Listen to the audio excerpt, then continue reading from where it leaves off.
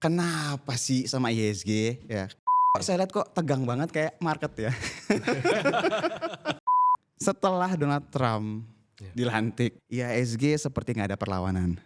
Untuk mulai akumulasi ya terhadap saham-saham blue chip karena memang valuasinya udah cukup murah ya. Net pertumbuhan reksadana juga nggak ada. Hmm. Sebenarnya asing ini jual adalah momentum terbaik kita buat bottom fishing. Jauhin dulu blue chip. Indonesia bukan menjadi destinasi utama lah ya untuk relokasi pabrik dan segala macam. Jadi Semua barang tuh ada lah market makingnya. Nggak mungkin nggak ada market makernya. Gula tuh harus dipajakin. Jangan rokok doang.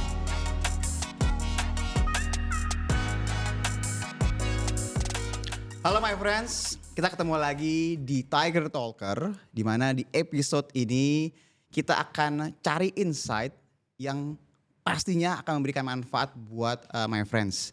Dan saya bisa pastikan di episode kali ini kalian bakal banyak banget dapat insight ya. Apalagi kalau misal bertanya-tanya, kenapa sih sama IHSG ya? Kenapa sih kok saham BBRI kok nggak naik-naik? Bukannya fundamentalnya bagus, kok masih terus mengalami penurunan? Terus saham-saham bank ini kok nggak naik-naik dari beberapa waktu terakhir? Nah, kita akan coba cari tahu. Kita sudah mengundang dua narasumber. Di sebelah kanan saya ada Pak Jeff Rosenberg Chan Lim. Halo Pak. Halo. Selaku Head of Research dari Maybank Securities Indonesia. Dan juga Bapak Jeffrey Rosadi selaku Deputy Head of Retail Maybank Securities Indonesia. Selamat datang Bapak-bapak sekalian. Sore. Kok saya lihat kok tegang banget kayak market ya. Oke, sebenarnya untuk podcast ini saya udah banyak banget gali. Saya udah cari banyak pertanyaan, jadi saya akan langsung straight to the point. Saya mau nanya sama Pak Jeff terlebih dahulu. Baik. Pak, setelah Donald Trump dilantik, IHSG seperti nggak ada perlawanan. Rupiah juga terus melemah. Ya. Saham-saham blue chip seperti tidak ada perlawanan lah. Dan saya yakin banget my friends nih banyak banget yang bertanya, kita sering banget Tiger Insight pertanyaannya kok nggak naik-naik, kok baru naik kok turun lagi. Dan asing itu seperti tidak ada flow ya ke Indonesia. Sebenarnya itu ada apa sih Pak dengan Indonesia? Ya. Sebetulnya kalau kita lihat foreign flow ini sebetulnya bukan sejak Trump menang ya, sudah mulai outflow. Tapi setelah kalau kita lihat China, the government of China mulai mulai launching stimulus monetary maupun fiskal itu, kita sudah melihat ada rotasi keluar ya, global investor dari Indonesia atau dari negara-negara ASEAN ke China atau ke Hong Kong ya.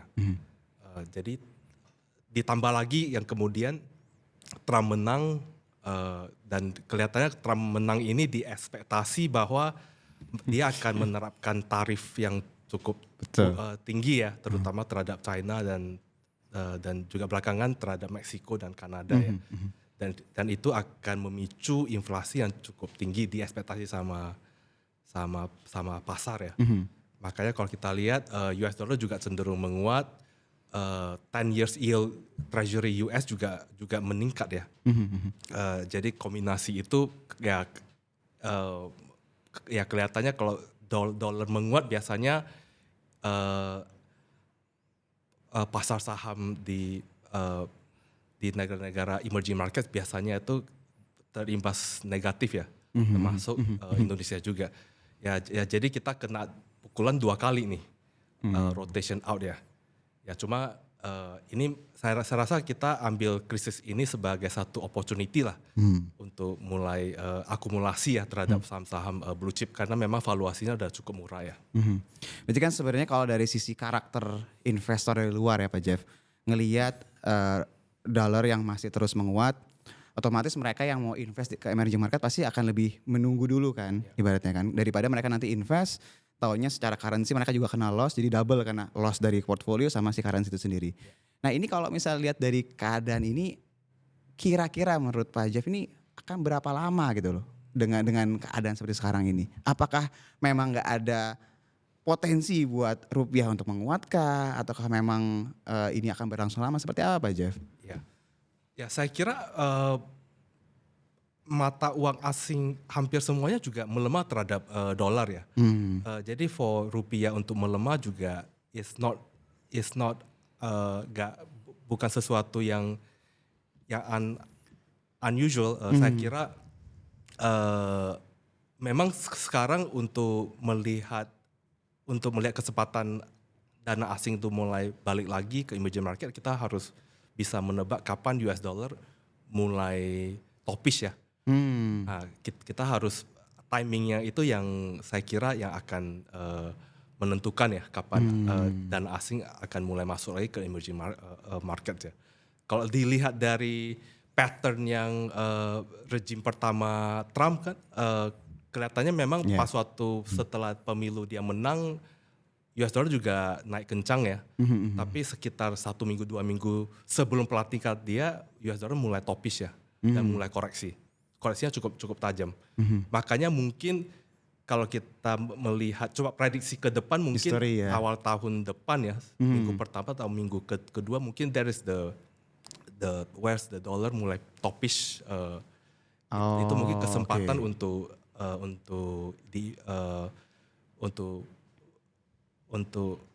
aset untuk masuk ke aset-aset di emerging markets ya.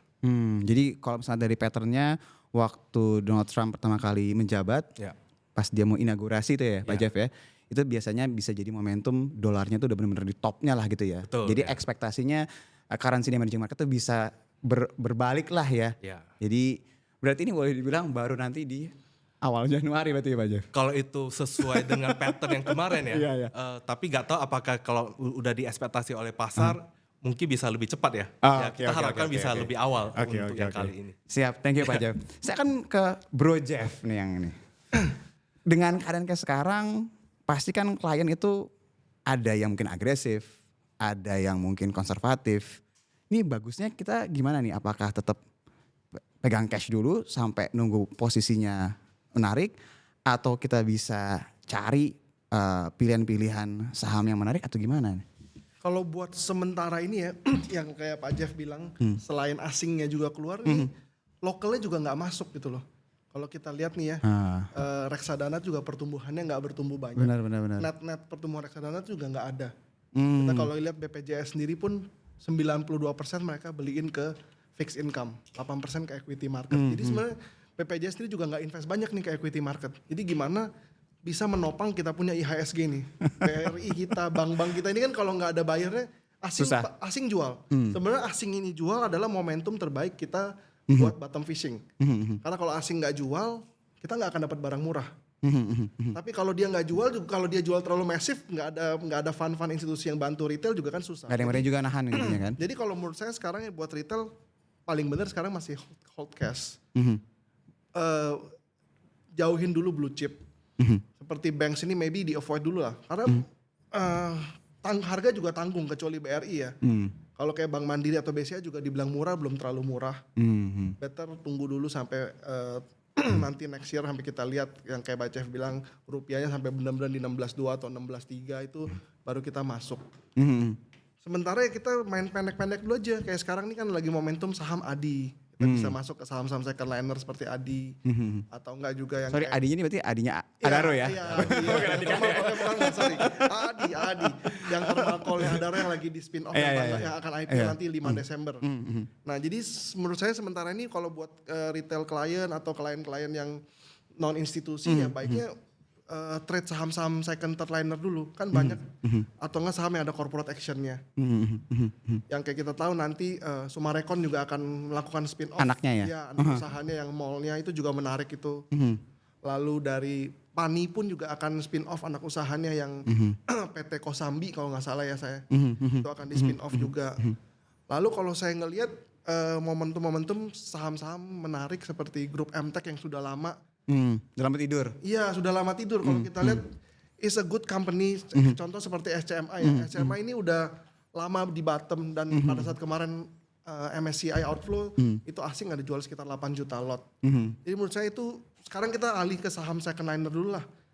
SCMA, BRMS, AADI itu. Jadi dibanding kita hold kita punya cash buat beli saham blue chip yang masih stagnan, better itu nanti sih. Jadi emang kalau untuk sekarang ini strategi untuk yang retail blue chips mungkin emang memberikan opportunity harga bawah. Tapi kalau ngelihat tadi penjelasan Pak Jeff, bawahnya lama. Iya. buat kita kan kalau misalnya beberapa bulan kan cukup lama kan. Jangan kan kalau bulan, retail hari Pak. Retail 3-5 hari itu udah lama. Udah ngos-ngosan. Iya. Jadi better kita cari emiten-emiten yang memang mereka punya cerita atau mungkin terlebih mereka punya corporate action ya. Ya, dan ada turnaround story yang laporan keuangannya sebenarnya membaik, revenue-nya membaik. Kita bisa lihat lah dari sisi segmen-segmen apa yang membaik, kita bisa masuk ke saham-saham seperti itu. Oke. Ini saya catat dulu ya, my friends ya. Jadi udah kelihatan jelas ya. Jadi gambaran kira-kira kemana. Tapi sebelum saya tanya lagi kira-kira apa lagi yang menarik, saya mau nanya sama Pak Jeff lagi. Emang valuasi kita masih kurang murah Pak Jeff? Karena seharusnya kan kalau misalnya yang kita pelajari secara teori, harusnya kalau udah murah, undervalued lah dibilangnya, harusnya kan beli. Tapi kenapa kok market di Indonesia ini seperti apa sih valuasinya? Satu, kedua, apakah kita hanya sendirian Pak Jeff yang memang valuasinya seperti ini? Gimana Pak Jeff? Ya kalau kita lihat EPS, PE EPS untuk tahun depan belum berkonsensus ya. Sekarang di 10,5 sampai 11 kali. Which is sudah sangat di bawah rata-rata 10 tahun sekitar 15 kali ya. Jauh ya. Valuasi kita udah quite cheap sih. Makanya mungkin untuk investor yang berbasis jangka panjang, mungkin yang lebih ke institution fund gitu, ya mungkin sekarang udah saatnya boleh mulai bertahap collect ya? Bertahap slowly akumulasi saham-saham blue chip yang defensif lah, seperti BCA, Astra kayak gitu. Cuma kalau untuk yang investor yang masih berbasis medium sama short term, kalau memang mau beli langsung untung sih kayaknya mungkin belum saatnya ya. Saya kira sih ya tergantung horizonnya sih, investment horizonnya. Tapi ini dengan valuasi sekarang udah sangat menarik sih.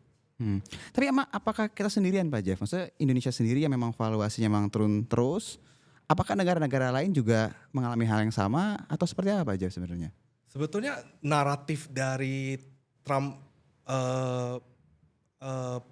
tarif yang tinggi ini sebetulnya ada beberapa negara yang diuntungkan ya. Kalau kita lihat China plus one strategi, which is company yang punya production di China itu terpaksa harus diversifikasi ke negara lain kan. Jadi China plus one. Mereka harus mencari negara yang lain kan untuk mereka ekspansi. Kalau kita lihat di negara ASEAN, Indonesia itu bukan nomor pertama di urutan Pilihan destinasinya? Iya. Jadi yang pertama itu kelihatan Vietnam yang jadi ranking pertama, yang kedua itu Thailand, tiga itu Malaysia, baru kita nih. Jadi kalau kita lihat ya mungkin kalau di negara ASEAN mungkin Vietnam sama Thailand bisa agak masih cukup menarik ya, apalagi yang berbasis industrial estate ya. Saya kira ya cuma sayangnya kita belum bisa monetize ya opportunity dari keadaan saat ini ya dengan perubahan regime baru di AS ya. Oh oke. Berarti sebenarnya opportunity-nya ada, tapi memang kalau boleh dibilang tadi kayak seperti Pak Jeff bilang, Indonesia bukan menjadi destinasi utama lah ya untuk relokasi pabrik dan segala macam. Jadi sebenarnya kalau misalnya nanti dari dalam negerinya ada perbaikan dari sisi hal-hal yang bikin atraktif, harusnya itu bisa segera realisasi ya Pak Jeff ya. Nah mengenai hal ini saya mau balik lagi gini ke Bro Jeff nih. Berarti kan sebenarnya kalau tadi dibilang bahwa kita cari emiten-emiten yang ada corporate action. Sebenarnya tadi kalau kata Pak Jeff, valuasi ESG aja 10 kali dibandingkan dengan rata-rata 15 kali itu mungkin udah satu kali standar deviasi ya Pak Jeff, atau mungkin hampir 1,5 kali ya? Di atas. 1 kali ya. 1 kali ya. Jadi maksudnya kan secara valuasi sebenarnya udah mulai cukup murah lah ya, meskipun belum dibilang murah banget. Terus udah pasti saham-saham blue chips tadi udah memberikan dividend yield yang pasti udah berbeda lah dibandingkan waktu-waktu sebelumnya. Apakah sebenarnya untuk retail strategi ini tuh nggak cocok keadaan kayak sekarang, Bro Jeff? Sebenarnya udah cukup menarik ya. Cuma yang kayak saya bilang tadi, kalau bank sini kan atau Astra atau Telkom ini kan valuasinya besar. Jadi kalau asing yang nggak masuk, lalu lokalnya juga nggak ada kan nggak akan move. Makanya sebenarnya kita tuh dari kita punya aset manajemen juga harus more involved lah. Kalau nggak kita punya IHSG akan begini-begini aja. Kita harus contoh kayak negara Malaysia. Ya, kalau di kita kan BPJS, di sana namanya EPF. YPF itu invest kurang lebih 42% ke equity market. Oh. Jadi pada saat marketnya turun, oke. ada nih yang ngejagain nih, ada ibaratnya ada bandarnya gitu. Kalau kita kan nggak ada, BPJS cuma 8% kecil. Nah jadi kalau barang-barang kapital besar seperti ini nggak didorong dengan flow uang yang cukup besar, ya harga sahamnya stuck. Nah retail ini kan saya bilang, mereka nggak mungkin tahan berbulan-bulan.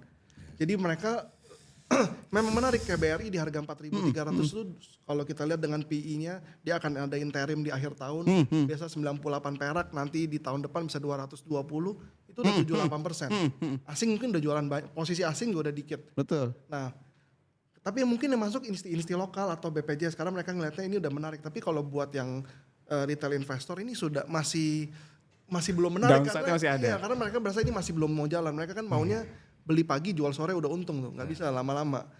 Jadi banks ini nggak semua orang bisa beli tahan panjang. Kalau buat akumulate oke. Kalau buat yang short term ya harus main trading saham yang lagi gerak lah di market, grupnya Bakri atau grup-grupnya Salim yang lagi main kemarin kan seperti Aman, lalu Pani, atau enggak yang kemarin Prayogo tapi grup-grupnya Prayogo lagi mulai Nah, lesu. ini karena tadi ngebahas masalah ini, berarti kan kita kesampingkan blue chips, Iya. valuasi mereka murah. Kalau tadi saya bilang ya karena keadaan global ya Pak Jeff ya, bisa aja murah lebih murah gitu.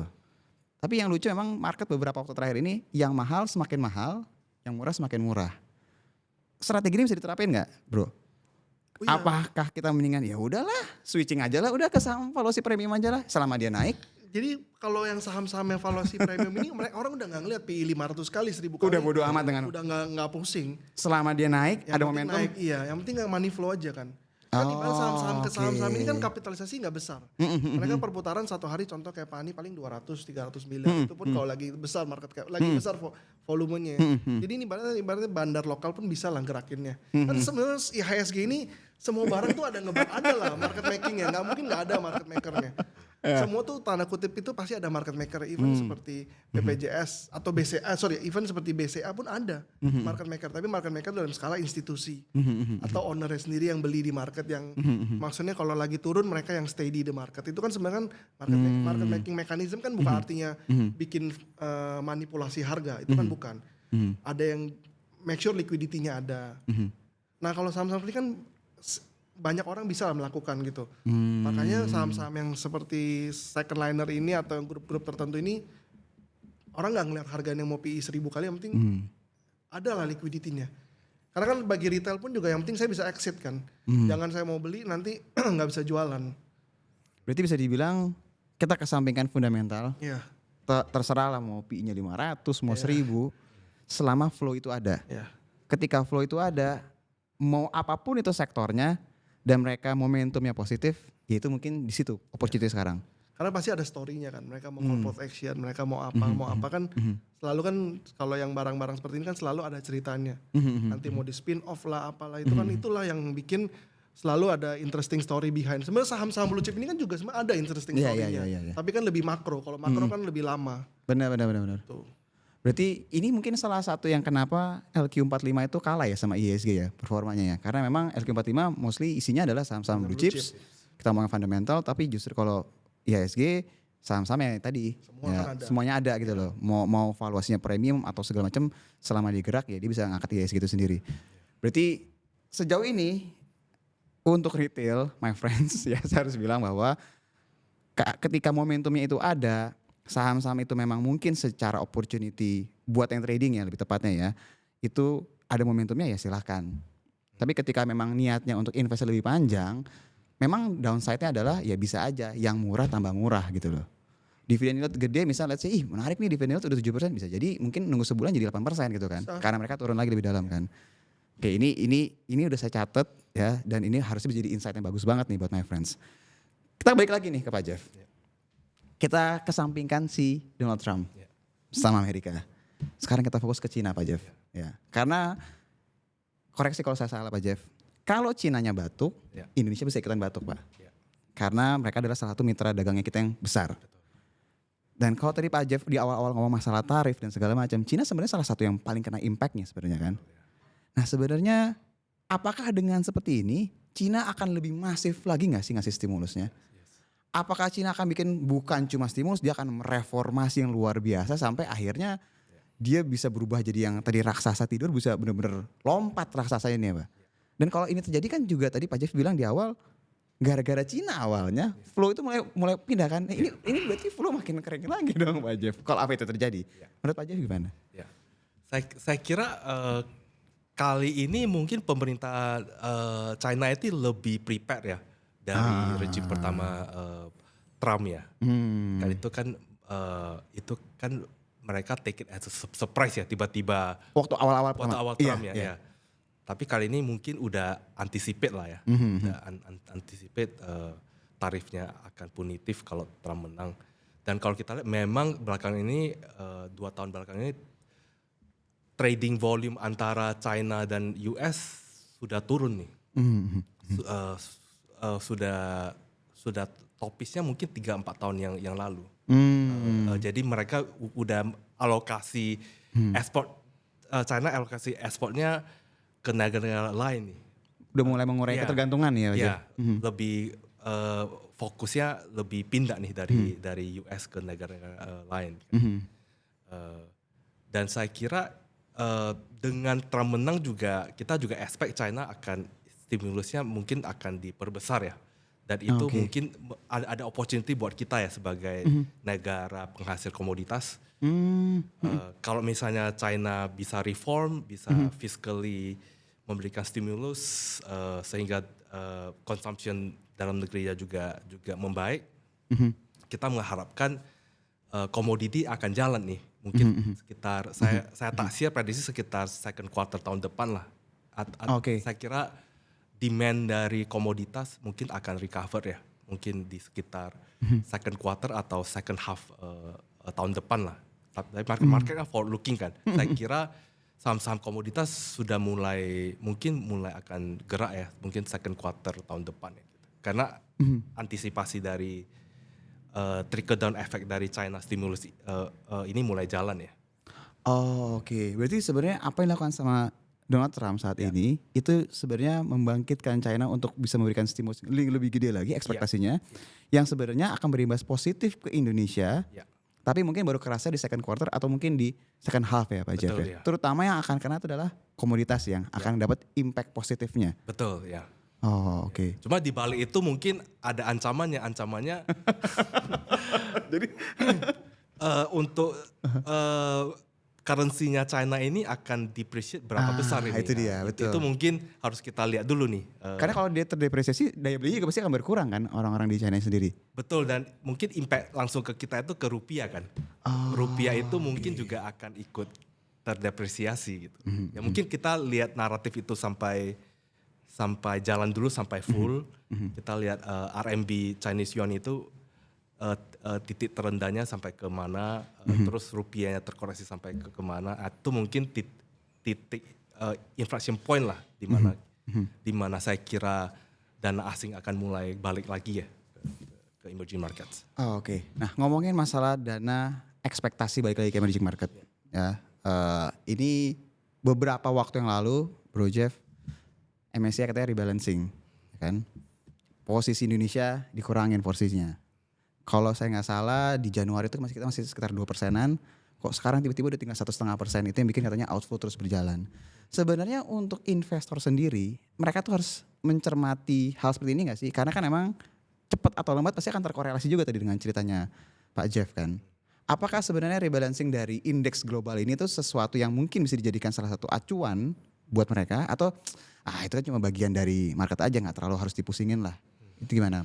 Kalau sebenarnya jadi acuan iya, kalau terutama yang bagi pemain big cap player ya, karena kan indeksnya kan juga cuma MSCI aja. Tapi kan itu yang kamu bilang dari 2 ke 1,5% itu kan sebenarnya nggak langsung kayaknya itu. Iya, itu bertahap. Kan bertahap tuh. Dan nanti juga eventually akan balik lah. Betul. Nah jadi yang sebenarnya kalau buat kita trades di market itu nggak terlalu pengaruh banyak. Cuma itu yang jadi membuat seolah-olah kayak market kita ini bearish lah gitu, kelihatan narasinya kurang baik gitu loh. Itu yang bikin orang lebih takut masuk ke market. Tapi sebenarnya secara outlook sih ya itu kan just a number, nanti juga naik lagi. Kita kan juga sempat dari berapa nanti kembali balik lagi. Ya ini buat sebenarnya trim yang sebenarnya sangat timing yang bagus buat kita beli blue chip kalau seperti itu. Karena kan dia juga kan nanti akan balik lagi waitingnya. Karena waiting kan hanya temporary. Nanti kalau kita as a country GDP kita naik. Karena waiting kita sebenarnya buat Indonesia ini sangat kecil nih. Di 2% pun menurut saya masih kecil Indonesia kalau kita bandingin sama kayak kita sama Thailand aja kalah. Sama KL aja kayak kita juga nggak beda jauh tuh. Nah harusnya dengan GDP kita bisa naik, saya rasa kita punya waiting terhadap MSCI juga akan naik. Jadi ya it's a good time lah buat kita mulai accumulate slowly. Asal punya time horizon yang panjang, jangan yang pendek-pendek lah, minimal 6 to 12 months kita bisa hold saham-saham yang memang bagus ya. Nah kembali lagi kalau buat beli yang saham-saham second liner ini teman-teman kan selalu berpikir saya mau beli nih saham ini biar nanti masuk MSCI. Ini yang bagus nih. Jadi beberapa saham nih memang end game-nya tuh mereka pasti mau masuk MSCI karena masuk MSCI kan dapat liquidity baru tuh besar. Extra liquidity dong berarti ya? Iya. Nggak mesti extra liquidity lah.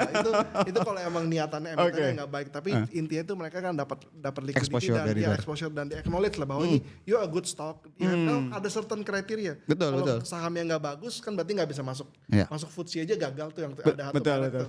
Ya berarti kan berarti ini belum boleh lah gitu. Nah tapi kan eventually saham-saham yang bagus pasti akan masuk. Jadi yang salah satu yang paling hot yang akan IPO itu nih AAD ini market expect akan masuk menggantikan Adaro-nya. Oh oke. Ya, karena Adaro-nya pasti Sebentar. Ini karena nggak ini menarik banget ya Pak Jeff. Jadi tadi pas bilang masalah MSCI, mungkin tadi awalnya orang banyak yang nggak terlalu pengaruh lah dengan berita rebalancing segala macam. Cuma beberapa kali kan dulu banget rebalancing itu mungkin cuma setahun 2 kali kan ya. Sekarang rebalancing itu 3 bulan sekali. Even FTSE pun juga 3 bulan sekali. Dan ceritanya adalah nanti dia akan masuk. Tadi juga Bro Jeff bilang bahwa ini AADI diekspektasikan dengan market cap dia yang nanti akan besar, dengan likuiditas dia nanti ekspektasi juga besar, dia bisa aja menggantikan posisinya si Adaro sendiri. Berarti sebenarnya strategi memilih saham yang diekspektasikan masuk ke indeks global itu sebenarnya salah satu yang bisa kita terapin dong sebenarnya saat ini.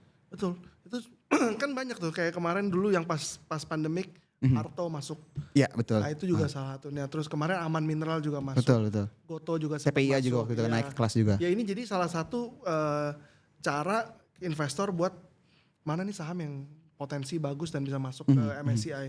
Karena masuk ke MSCI kan mereka kan nanti akan dapat extra liquidity. Betul. Nah, jadi di sana ya saham akan di-appreciate lah. Karena kan kita punya market kan depth-nya ini shallow sekali nih. Kita tuh berarti kalau saya selalu bilang IHSG itu cuma mercy liquidity asing aja.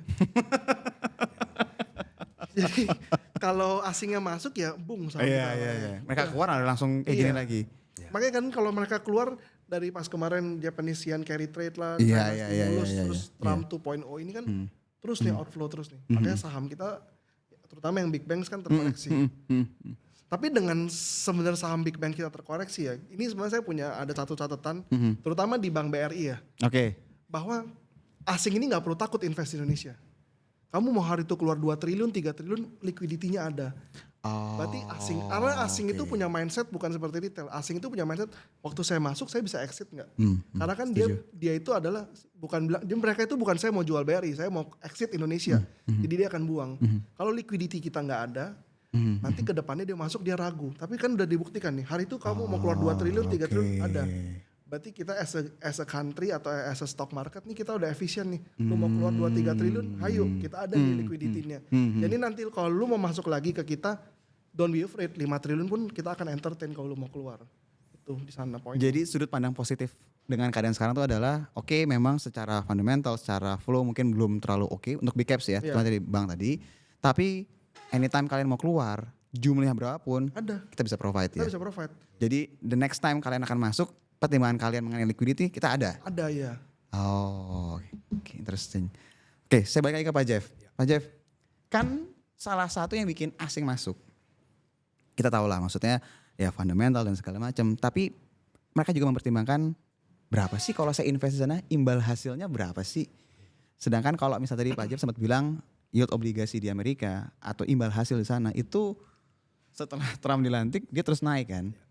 Alhasil yield kita pun juga mau nggak mau keseret juga gitu ibaratnya. Nggak bisa ibaratnya menguat lah harga bondsnya kita. Dan kalau saya lihat waktu The Fed terakhir pangkas suku bunga, Ya. kita nggak pangkas Pak Jeff. Ini kan berarti kan salah satunya, koreksi kalau saya salah ya, supaya menjaga imbal hasilnya tetap menarik, Ya. supaya nggak bikin outflow lebih besar lagi. Apakah yang tadi saya tanya itu benar apa nggak Pak Jeff? Dan kalau emang ini yang terjadi, berarti the next The Fed akan pangkas gitu misalnya, kita bisa jadi mungkin nggak pangkas juga. Jadi gimana menurut Pak Jeff? Ya kelihatannya kalau even di sisinya The Fed juga kelihatannya dia akan less dovish ya. Maksudnya Oh, oke. ekspektasi untuk cut ke depannya juga banyak berkurang ya. Kalau kita lihat sebelum Trump menang, ekspektasinya lebih banyak kali dia cut ya. Tapi sekarang market cuma asumsi tinggal 3 kali dia cut until next year ya. Dan kalau Bank Indonesia kayaknya sih at this point agak susah untuk cut ya, karena untuk menjaga stabilitas dari rupiah. Saya kira stance-nya masih tetap hold lah sampai ke depan ya. Kalau kita lihat the priority masih untuk menjaga stabilitas rupiah sih kalau saya lihat. Berarti dengan keadaan kayak sekarang, ekspektasinya dari Bank Indonesia akan lebih mementingkan menjaga stabilitas rupiah dulu berarti Pak Jeff ya. Jadi dengan yieldnya masih terus naik di sana, terus juga dolar indeksnya juga masih kuat banget. Jadi better buat mereka tuh untuk nahan supaya imbal hasil kita tetap menarik. Betul. Saya hold dulu di sini Pak Jeff. Berarti sebenarnya mendingan kita masuk ke bonds dong, bro. Ya Apa bener. gimana? Ya benar. Benar. Benar karena Oke. bonds itu 7% benar. Itu nggak salah. Cuma kan Namanya gini, juga kapitalis kan, kita iya, cari opportunity ya, pasti itu kan. semua nggak salah. Cuman kan nggak semua pemain, semua trader atau investor tuh mau beli bonds ya. Karena kan bonds itu kan is like kita selalu bilang itu is permainan orang tua lah. Nggak ada gregetnya, Iya. nggak ada roller coasternya nggak Iya, ada. nggak ada. Tapi sebenarnya secara itu dibanding kalau saya sekarang as a fund manager, makanya kenapa nih saya bilang BPJS itu sebenarnya nggak salah-salah banget. Kalau mereka sebagai fund manager ngapain saya gambling beli something yang belum tentu jelas. Udahlah saya beli aja 7%, nyenyak gitu tidurnya. Tapi kan kita as a negara ya harus make sure bahwa ini instrumen ini kan uangnya banyak. Betul, betul. Mereka harus bisa masuk ke equity buat support equity-nya. Betul, betul. Nah jadi kalau masuk ke bonds itu ya benar karena market lagi nggak stable dan yang kayak Pak Jeff bilang ya BI nggak mungkin turunin suku bunga. BI kalau turun suku bunga ya itu menurut saya outflow lebih lebih kacau lagi. bahaya lah karena ngapain kita invest ke Indonesian bonds yang bayarnya cuma 6,5 sampai 7%. Saya beli 10 years US bonds itu bisa 4,3, 4,4 itu US dollar loh. Jadi ya harus sebenarnya gap antara kita 4,4 ke 7 itu sebenarnya menurut saya gapnya itu masih tipis gitu loh. Kalau kita lihat ya kita ngomong kan negara yang mirip-mirip lah kayak kita ngomong Latin Amerika itu bonds mereka bisa 9-10% kali ya. Oh spreadnya lebih jauh lagi Oh Mas? jauh ya. Padahal kalau kita lihat dari country risk ya maybe kita is jauh lebih. Tapi kalau di mata asing kan tetap kita juga single A rating. Atau triple B ya? Iya atau triple B ya. Mereka tuh bisa 9-10%, kita tuh 6-7%. Jadi mendingan ambil risiko lebih sedikit tapi returnnya jauh lebih gede ya, spreadnya Iya, lebih gede. jadi kalau kita turunin BI turunin suku bunga ya outflow-nya makin nggak karu-karuan nih di HSG. Karena ya mereka spreadnya kan udah makin tin nih. Kecuali nanti kalau kayak kemarin tuh sempat turun BI 10 years bondnya US tuh 3,7, 3,6. Ya mungkin BI ada room lah buat turunin suku bunga. Tapi saya rasa cheap money udah nggak akan ada lagi for the next maybe 5 years. Nggak mungkin ada lagi lah bunga suku interest di US 0%. I think mereka bisa turun ke 2,5% aja, 3% udah good enough saya rasa. Dan kita juga paling kita bisa bertahan di 5,5%. Kita apa pernah di bawah 5% kita? Pernah, kalau BI sih pernah sih. BI pernah di bawah ya? Berarti selamat datang era suku bunga tinggi dong. Oh iya. Bener, selamat datang era suku bunga. Kayak negara tetangga kita paling dekat Singapura aja. Dulu mungkin di tahun 2013, 2014 kalau kita pinjaman KPR bank rumah di sana itu kan interestnya bisa close to zero, 0,9, 0,8. Sekarang mereka aja udah 2-3%. Gak mungkin negara kita yang maksudnya kita dibanding sama Singapura kan mereka jauh lebih sophisticated. Gak mungkin lah kita suku bunganya bisa serendah itu. Kalau mereka aja cas orang 3%, kita at least harus double lah. Oke, jadi berarti jadi kalau misalnya dilihat dari sekarang, memang secara imbal hasil ya oke lah ya. Ya. Cuma baik lagi, ini masalah karakteristik investornya Dan mereka itu exposure lebih ke mana? Kalau emang dalam local currency ya no issue ya. Karena emang kan gak akan kena depresiasi rupiah kan. Tapi ya itu roller coasternya gak kerasa sama sekali kalau di bonds. Cuma kalau misalnya emang seneng tetap mencarinya roller coaster. Gak cuma roller coaster sih, maksudnya resiko yang returnnya tuh seimbang lah ibaratnya. Memang pilihannya ke saham, tapi mungkin sahamnya ya sorry itu sih belum bisa yang blue chips dulu gitu ya. Kalau buat trading lebih prefer mungkin yang second liner, third liner yang memang mereka punya cerita, corporate action kayak tadi. Terus juga mungkin masuk ke indeks global. Itu mungkin tema itu emang udah mulai kerasa 1-2 tahun terakhir ini gak sih? Ya, jadi orang tuh kadang-kadang kan kalau misalnya my friends ya pasti ngerasain kan, kok saya belajar analisa fundamental, kok yang pairnya skin malah naik terus gitu. yang ini malah turun. Jadi ini mungkin bisa menjelaskan ya fenomena ini gitu loh. Jadi kalau misalnya my friend ngerasa itu saham, sebenarnya saham tuh gak ada yang jelek, gak ada yang buruk ya, Pak Jeff ya, Bro Jeff ya. Kita hanya mencari opportunity, bener gak? Ketika opportunity-nya ada, momentumnya ada, ya sudah kita ikutin aja marketnya mau ngapain. Karena kalau kita coba ngelawan market, yang ada kita malah habis kita pasti. Ya kan semenjak 2 tahun terakhir kan ada fenomena indexing. Betul. Jadi ya orang yang beli saham yang mereka predik, nanti bisa masuk sini, bisa masuk sini. Itulah sekarang yang dipakai hampir semua trader atau walaupun yang market maker ya itu mereka berlomba-lomba buat masuk ke indexing ini. Dan juga saham-saham blue chip kan kepemilikan asingnya besar ya. Biasanya besar ya. Betul. Dan memang kelihatannya global macro setupnya kurang menarik buat Indonesia. Makanya mereka hengkang ya. Jadi yang terimpact negatifnya ya blue chip Indonesia gitu. Nah saya mungkin pertanyaan terakhir nih ke Pak Jeff. Kan kita dengar bahwa balik lagi saya kadang ngelihat US lagi oke banget lah performanya segala macam. Karena memang Donald Trump bilang salah satunya selain tarif ya mau dipotong tuh mau dipangkas pajak perusahaan tuh. Jadi otomatis bottom line mereka pasti akan lebih oke banget. Earnings mereka akan lebih bagus juga. Boleh nggak sih Pak Jeff kasih insight gitu ya. Kira-kira apa yang harus dilakukan sama Indonesia sih supaya kita jadi atraktif lagi gitu loh. Nah, apa yang kira-kira entah yang dilakukan sama regulator atau karena seingat saya, koreksi kalau saya salah, sebenarnya kan kita ada bukan program ya, ada rencana short selling itu kan mau dilakukan kan. Nah ini kok short sellingnya belum dilakukan tapi udah turun.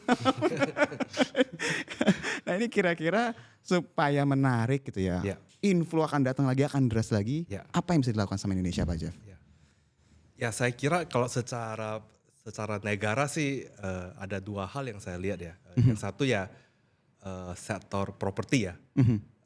Saya kira memang ini sudah jadi fokus pemerintah baru ini kan untuk fokusnya ke sektor properti. Memang sektor properti itu trickle down efeknya paling tinggi kan. Dan kita juga as of GDP kita cuma 12% ya. Jadi kalau kita bandingkan dengan China udah sekitar 30-an persen ya. Jadi di sektor ini kita masih bisa push supaya growth-nya lebih tinggi ya. Ini akan trickle down efek ke GDP growth kita ya. Yang kedua ini mungkin ya bisa difokuskan ini di oil and gas ya. Selama ini kan kita kalau kita lihat oil lifting target kita kan gak capai target nih. Jadi impor terus jadinya. 10 tahun ya impor terus. Ini sudah saatnya this new government fokus ya di sektor ini untuk menaikkan oil lifting. Paling tidak kita bisa break even lah, kita gak usah import dulu ya. Salah satu itu low hanging fruit sih yang kita bisa lakukan. Memang ada 2 blok gas minyak dan gas yang bisa di monetize secara cepat ya, itu BP Tangguh sama blok Masela ya. Kalau itu 2 bisa dimonetize secara cepat, oil liftingnya bisa naik. Saya kira ini beberapa hal yang bisa untuk structural reform kita ya. Jadi dengan beberapa hal tadi ekspektasinya bisa ngerubah outlook Indonesia langsung. Betul ya. Dan itu harapannya bisa memberikan impresi terutama ke asing. Yuk, nih kita udah mulai membaik nih. Oke. Karena account defisit kita akan berkurang. Betul. Menarik. Oke. Saya tambahin satu nih. Silakan Bro Jeff. Gula tuh harus dipajakin, jangan rokok doang. Oke.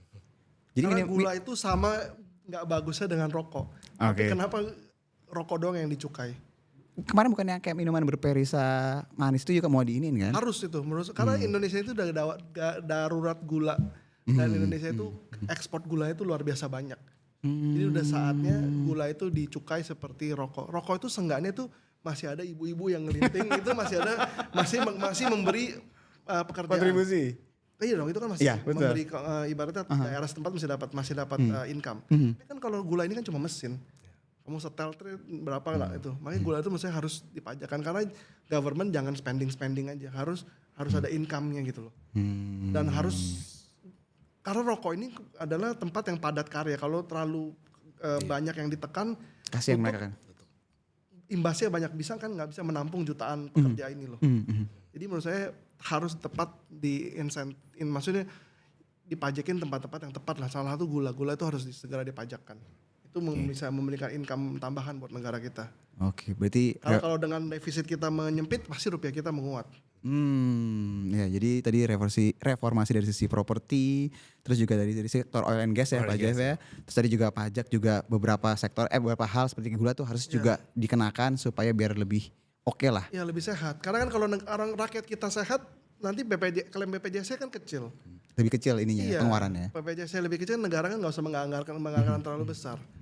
Kan yang penting negara itu harus bisa menciptakan bahwa everybody yang hidup di situ kan bisa makmur. Bukannya cuma sampai umur 55 atau 60 masa pensiun, habis itu kan kalau telantar kan repot juga kan. Kalau nanti habis 60 klaim penyakitnya banyak kan. BPJS yang benar. Ini BPJS kan belum pernah dites nih. Oke, terakhir Bro Jeff pertanyaannya. Tadi kita udah bahas secara keseluruhan. Kira-kira sektor atau emiten apa yang menarik nih? Yang mau melakukan aksi korporasi kah? Atau mungkin ada special situations kah yang akan mereka hadapi dalam waktu dekat gitu. Yang kita sebagai retail pun juga bisa ambil atau partisipasi nih dalam hal ini. Yang paling menarik sih yang pasti nanti ya Adi ini ya. Ini kan akan IPO nanti 5 Desember. Tapi everybody udah noise lah. Udah tahu lah. Dan maybe yang tadi Pak Jeff bilang soal tentang China itu yang nanti kalau mereka relokasi pabrik itu tadi ya? Bukan relokasi pabrik, yang soal mereka punya naikin stimulus. Oh oke, iya. Itu kan berarti kan mereka salah satu pengimport terbesar. Kan China itu GDP-nya besar tuh terhadap properti. Sektor properti itu kan mengkonsum paling besar tuh stainless steel. Stainless steel tuh bahan dasarnya kan nikel. Jadi saham-saham nikel ini salah satu yang akan pasti sangat diuntungkan kalau China itu demand-nya naik lagi. Dan sedangkan saham-saham nikel di kita banyak yang bagus-bagus dan masih under value lah. Jadi seperti Antam, Inco, NCKL ini 3 saham yang sangat bagus yang masih under value. Jadi dengan China punya stimulus naik, ya saya rasa harap dengan ini bisa lah dapat kebagian flow-nya lagi. Walaupun mereka ya memang sudah mature tapi masih ada potensi. Dan buat I think for the next 6 month lah, kita nggak usah ngomong panjang-panjang. Ya fokus ke saham yang ada corporate action aja, Adi, lalu yang Sumarekon, dan saham grup Pani yang mau IPO lagi anak usahanya. Oke. Jadi tetap ya fokusnya memang ke mereka-mereka yang memang lagi ada aksi korporasi atau ada cerita yang memang punya impact, ya dapat flow lah ibaratnya ya, dibandingkan memang yang blue chips yang mungkin agak atau enggak bisa juga saham Excel, dia kan agak merger tuh sama Friend tuh, walaupun nggak jadi terus, tapi itu I think pasti jadilah. Jadi itu menurut saya saham Excel ini sekarang maybe bisa dibilang saham yang cukup defensif karena kan ada corporate action di belakangnya tuh, akan ada tender offer, jadi bisa dibeli, jadi buat ibaratnya safety net lah. Oke. Karena ini as good as you buying a bonds, karena kan cukup pasti lah, dia kan udah pasti akan merger ini, cuma tinggal kapannya aja dan harganya berapa aja. Oke. Terima kasih banyak Pak Jeff dan Bro Jeff atas insight-nya. Jadi benar kan my friends, seperti tadi yang saya bilang bahwa kalian dapat insight-nya tuh luar biasa. Nggak cuma makronya tapi juga langsung dapat nih. Tadi nama-nama emiten pun juga dapat gitu loh. Jadi kita nggak cuma sekedar ngobrol tapi bisa langsung diimplementasikan lah. Dan tadi kalau saya coba recap ya, memang mungkin keadaan sekarang nggak terlalu kondusif ya. Tapi baik lagi, namanya market itu kan dinamis. Pada saatnya nanti apalagi ESG valuasi juga udah murah, blue chips ini cepat atau lambat pasti dia akan kembali lah ke jalur yang seharusnya gitu loh. Nah kalau seandainya my friends itu tipikalnya, aduh saya kelamaan nih nggak bisa nungguin blue chipsnya, apalagi harus nunggu berbulan-bulan, belum lagi nanti rupiah dan faktor yang lainnya, ya mungkin tadi bisa dipertimbangkan kalau misalnya beli saham-saham memang valuasi mungkin premium ya, tapi mereka yang punya aksi korporasi atau punya cerita, kecenderungannya itu mendapatkan flow nih saat ini. Jadi itu yang bisa dipertimbangkan saat ini. Oke my friends, mungkin itu dulu untuk podcast kita ngebahas insight market saat ini. Semoga my friends mendapatkan banyak manfaat dari keadaan sekarang. Kita akan ketemu lagi di podcast selanjutnya. Sampai jumpa.